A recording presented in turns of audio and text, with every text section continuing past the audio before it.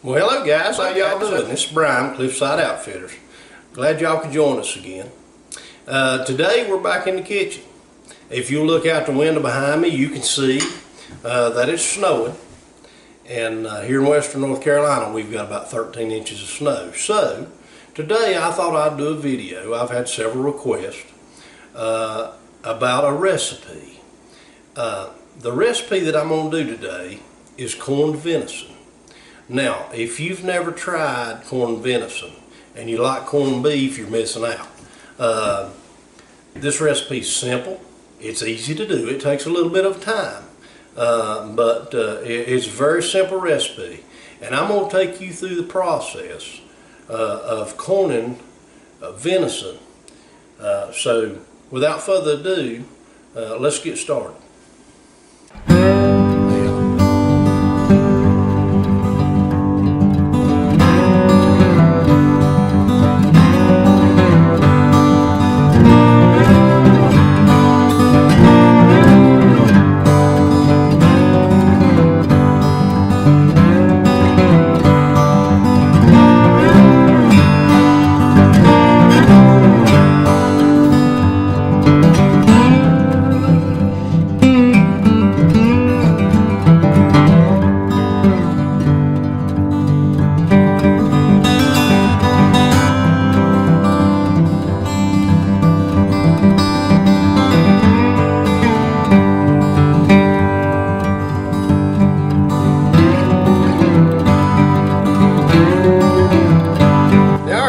So what we got right here, I've got, let me get that in the camera for you.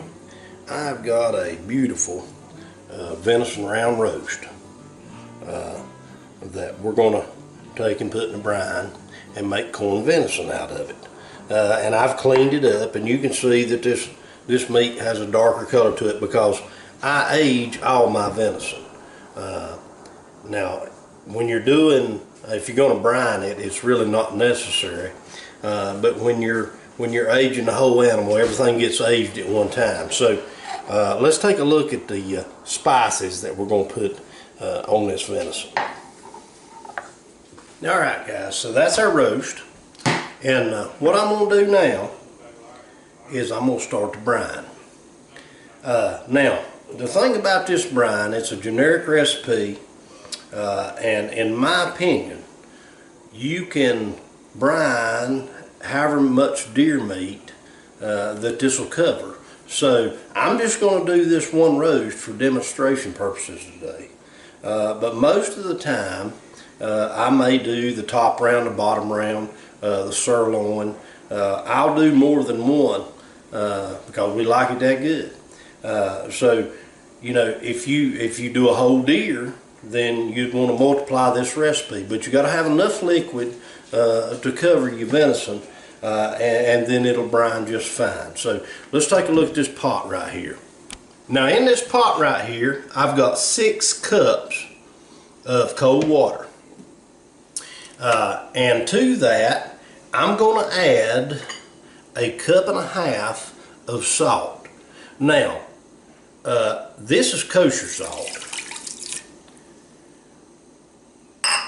You can use any kind of salt that you want to, but I wouldn't use anything with iodine in it. And the reason for that is it could possibly change the color to something that you don't want. It might make it gray.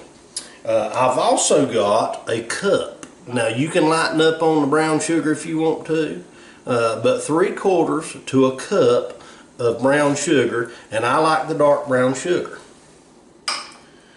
I also got 2 tablespoons of pickling spice, and you can get that at your grocery. It's just a mixture of, it's got all kinds of different things in it, mustard seed and clove and bay leaf, but we're going to add that to the mixture. I've also got 2 tablespoons of peppercorns. I've got 2 bay leaves, and what I did, I took and sort of crumpled my bay leaves up. I think that helps them distribute in the liquid a little bit better if you crush them up. So let's put our bay leaves in there. Now, this is pink curing salt. You don't have to have this, but this is a preservative, and you've got to be very particular about how you measure your curing salt. You want to follow the directions. It's a sodium nitrate, and what it does, it preserves the meat, but it also gives it that pink color that you're very familiar with when it comes to corned meats. And what we're going to use 3 teaspoons of our curing salt. And you can pick it, it's not very expensive. But now, I had to order mine online because the grocer here where I live didn't have it. So, but a box like this go a long way. So let's get us 3 teaspoons of our pink curing salt.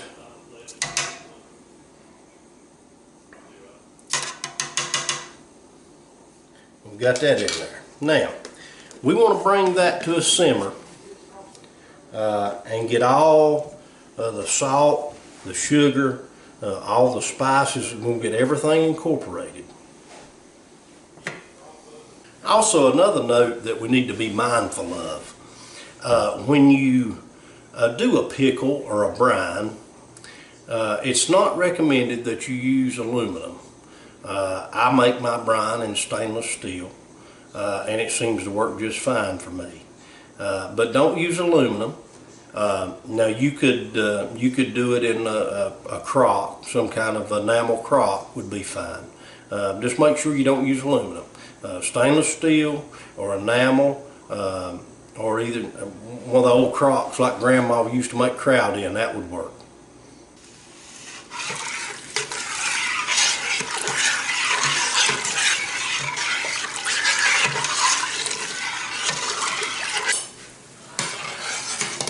Alright guys, as you can see, we have brought our mixture to a boil, and I'm going to go ahead and cut it off, and we're going to remove it from the eye, and I'm going to let it cool down.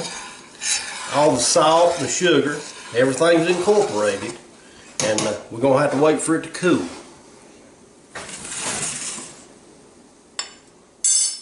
Well, okay guys, well, we completed our brine. That's the most difficult part of this recipe, and you see it's pretty easy. But we've let it sit on the stove. It's been here for several hours, and it's cooled to room temperature. You want it at least room temperature or colder.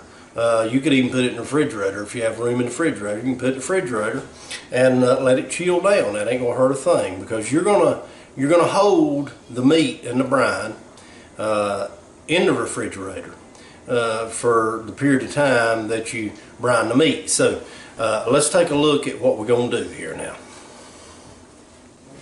Alright guys, so I got my venison that I showed you earlier, and what I like to use is a stainless steel bowl.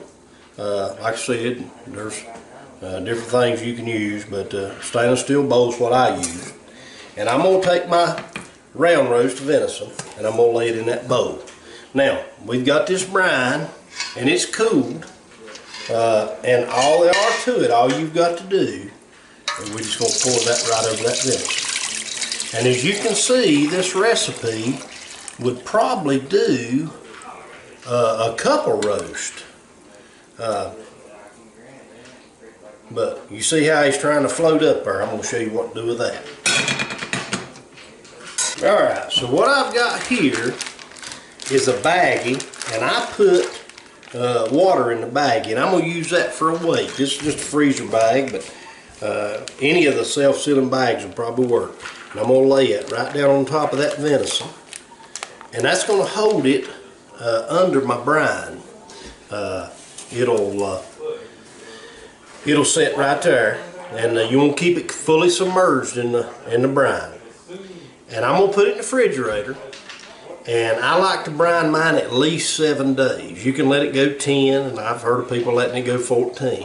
But I'm going to let it brine for 7 days, and then it'll be ready to cook. Alright guys, that's all there are to it. Now I'm going to take and show you one that I done last weekend. We're going to take a look at it and show you what the finished product looks like. Alright guys, there you have it. This is basically the same cut of meat that I brined last weekend. It's been in the brine for about 8 days, and it's ready to go. Now you can slow cook this.